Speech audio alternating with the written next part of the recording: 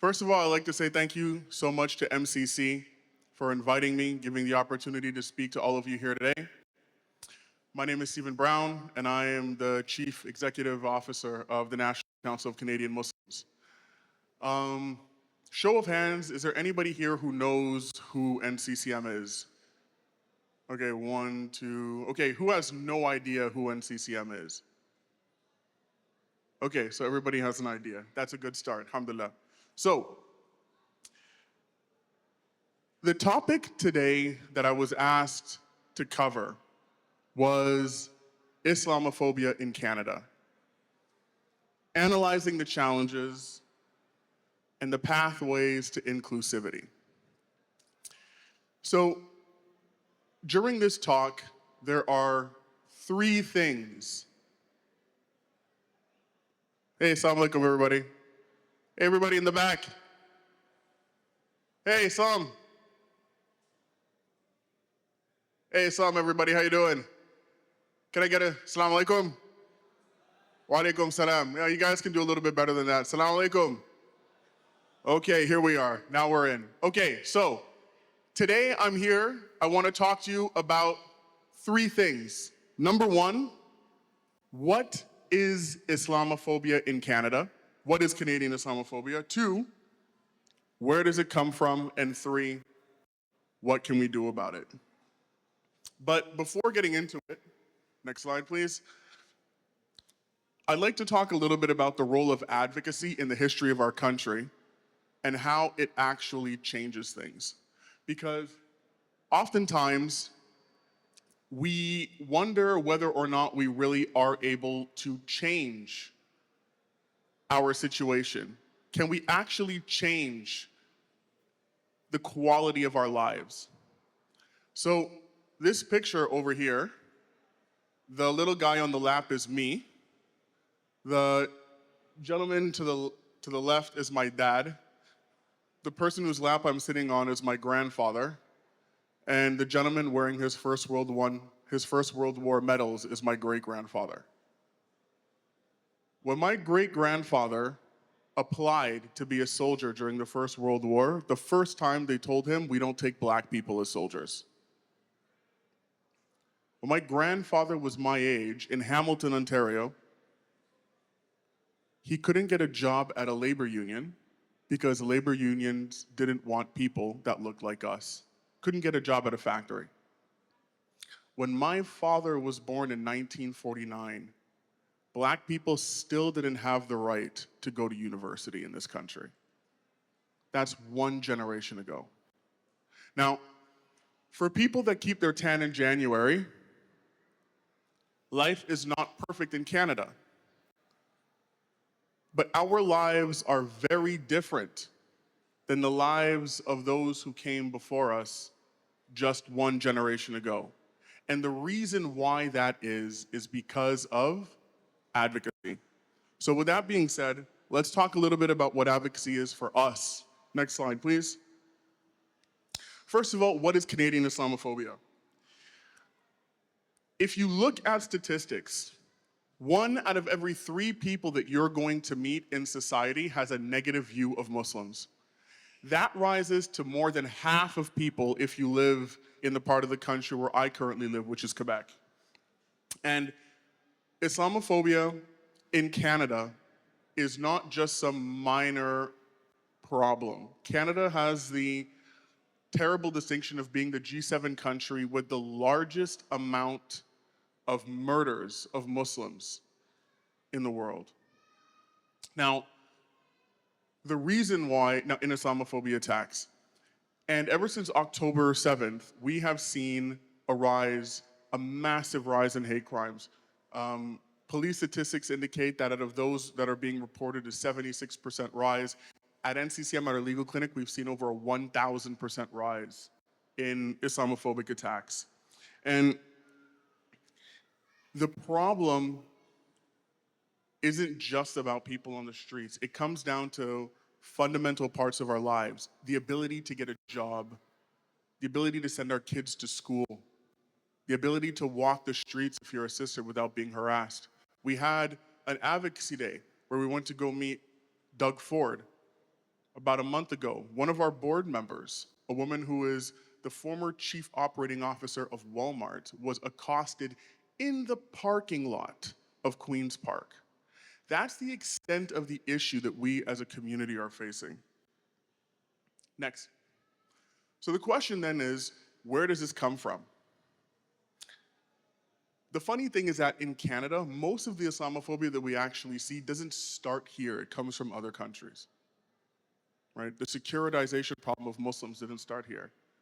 Aggressive secularism didn't start here. It started in Europe. But the fact remains that this is a persistent problem. And the reason for that is as follows. It comes down to human psychology. Human psychology. I've got a question for everybody, okay? There's not a right or a wrong answer. It's about personality types. So there's two kinds of people in the world on this axis. Some people like things that are familiar. Other people like things that are new. New is exciting. So I want to do a little test. Who here is the kind of person that likes new things just because they're new? It's a new kind of food, I want to try that. It's a new car, I want to try that. It's a new TV show, that sounds interesting. Country I've never heard of, I want to go there. Part of the country I've never seen, sign me up. Who here is that kind of person? From a personality standpoint, they love new things. It makes them excited. Nobody? Not one person? Okay, 1, 2, 3, 4. None of the sisters? Usually the sisters are actually, it's more common. They tend to like new things more than the brothers. Okay, now on the other side. Who here likes things that are familiar? We had biryani on Monday. It's okay. We're going to have it on Tuesday, right? We know I drive a Honda. The next car I'm going to buy is a Honda. The car I had before is a Honda. I go to vacation, maybe back home. You tell me about like what, Cameroon or Ecuador? I'm not interested in going. Send me to the village that I know. Who here likes things, feels comfortable with things that are familiar? Really? That's it? What about you? What do you like? Familiar or new? Familiar? That's what I thought. When you ask this question to a room full of Muslims in a masjid, most people say, I prefer things that are familiar. When you go to a university campus, most people say, I like things that are new. It's not good, it's not bad. It's two different personalities that Allah subhanahu wa ta'ala has created. It has upsides and downsides. People that like things that are familiar tend to have an easier time cooperating in groups. Right? People who like things that are a little bit new tend to come up with new ideas more often. But there's a downside to it as well. Because when human beings are stressed, there is a natural tendency to regroup with people that look like you and sound like you, to go and find things that are familiar. So when the economy is going wrong, or George can't find a job, or Tatiana can't get into university, or Miguel got laid off, or Mahmoud can't get on his flight, right?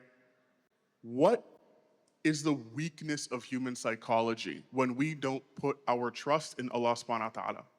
What is the first thing people like to do? They like to blame other people.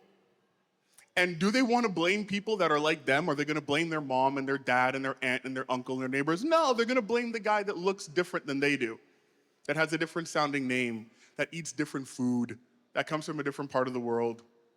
It's a weakness of human psychology. And the fact of the matter is there are industries that benefit from people being afraid. So where does Islamophobia come from in our country? If you're a politician, it's much harder for me to come up with a solution to fix the problems in our country than to blame those Muslims, right? Or those foreigners or those immigrants for our problems. If you're a media outlet, is it easier to come up with incredible investigative journalism?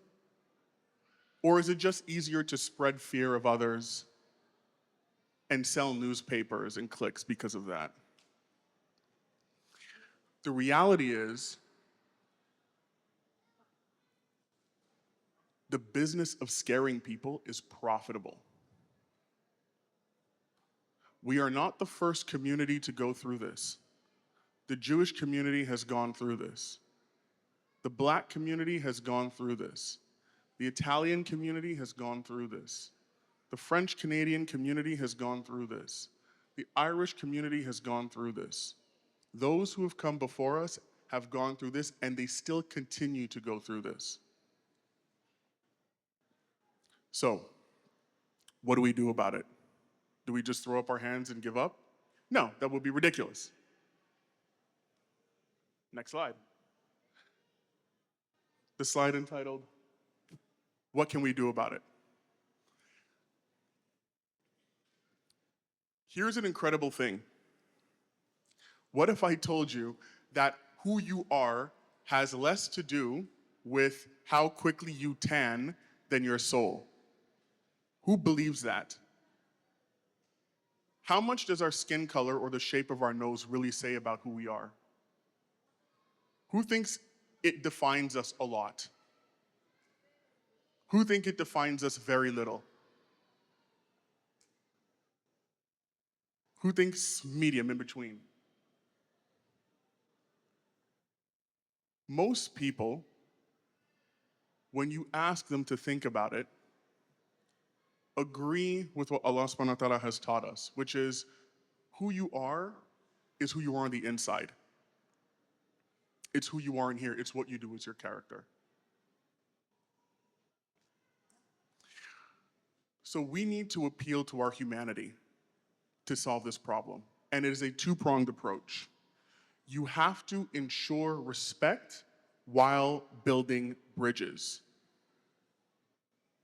You have to ensure what? What? Okay?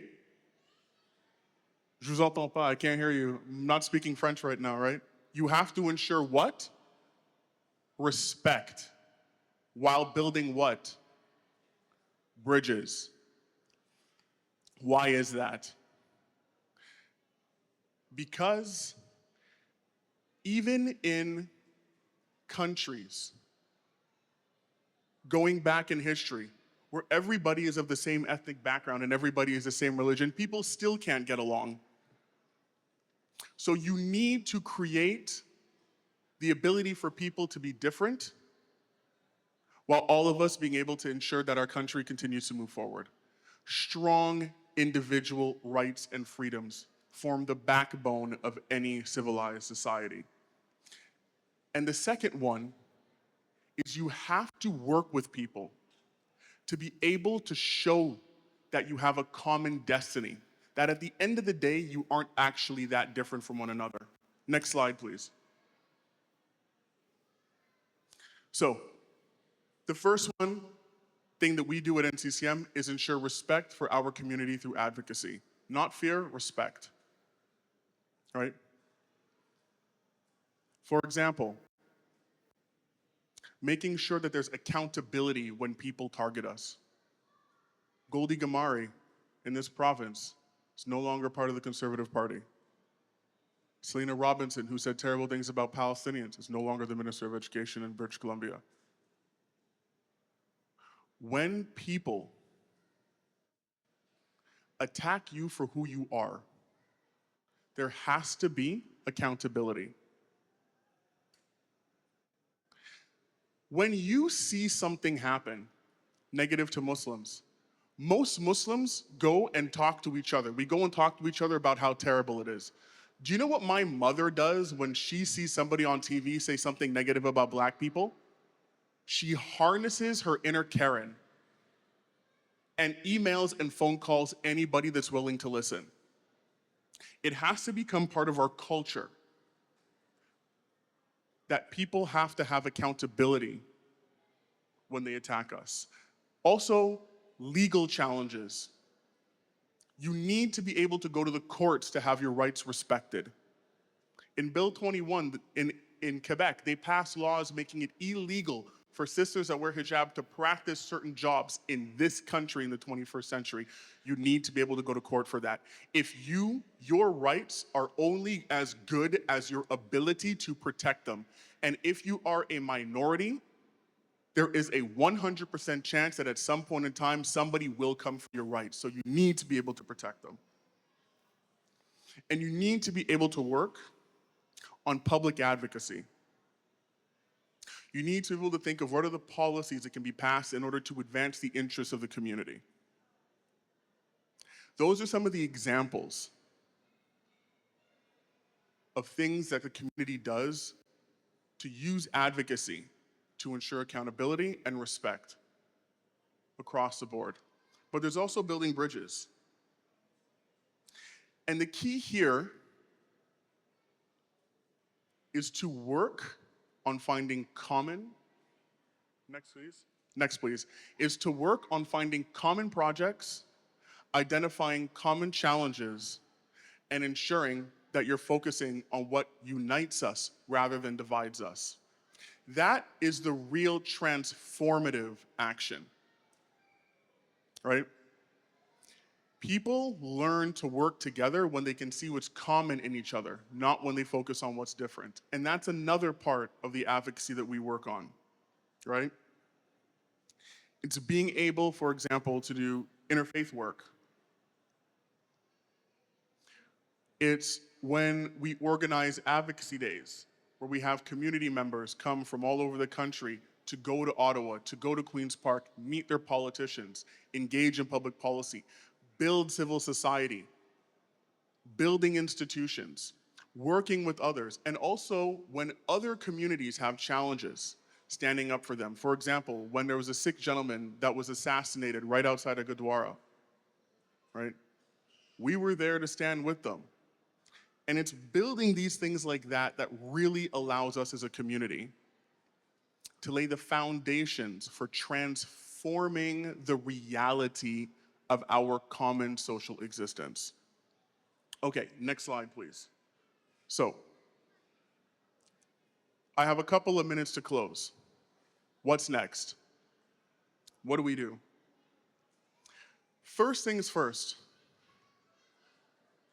The most important thing for changing our situation, reducing Islamophobia and discrimination, is by increasing our influence in society in a positive way. And that means concerted community action, working together, being able to mobilize together. The more issues and initiatives that we can take together, the stronger we will become. The second one is by continuing to build our networks and our resources, right?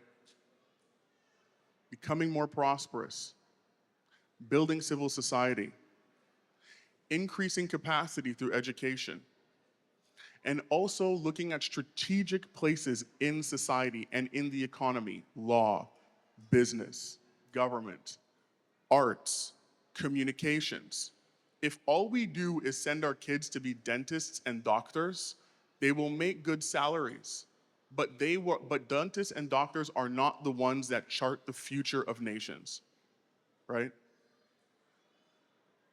And when we invest in our community and in each other in this way, the only possible result is for us to get stronger, for us to get better integrated into the networks of society that make decisions, and to start influencing the culture by imparting unto the country the best of what we have. And I'll close with saying this. When I converted to Islam, when I was 22 years old, my father was working as a consultant in West Africa. We're not from West Africa, he just happened to get a job over there. I grew up as an evangelical Christian, and I converted to Islam while my father was working overseas. And I prayed that God would help me find a way so that my family could stay together. Now, while that happened, a new guy started working where my father was working. His name was Shah. He was a Bangladeshi. My father, who was a practicing Christian, said that every character trait that he had learned from Christianity that made him a good person, Shah exceeded him in. And it is this Bangladeshi man that introduced Islam to my father, which is why he accepted the fact that I converted to Islam. So Bangladeshis hold a special place in my heart and in my life.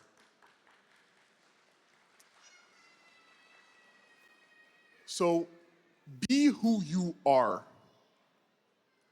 Be the best person that you can be. Be loud, be proud, be Muslim.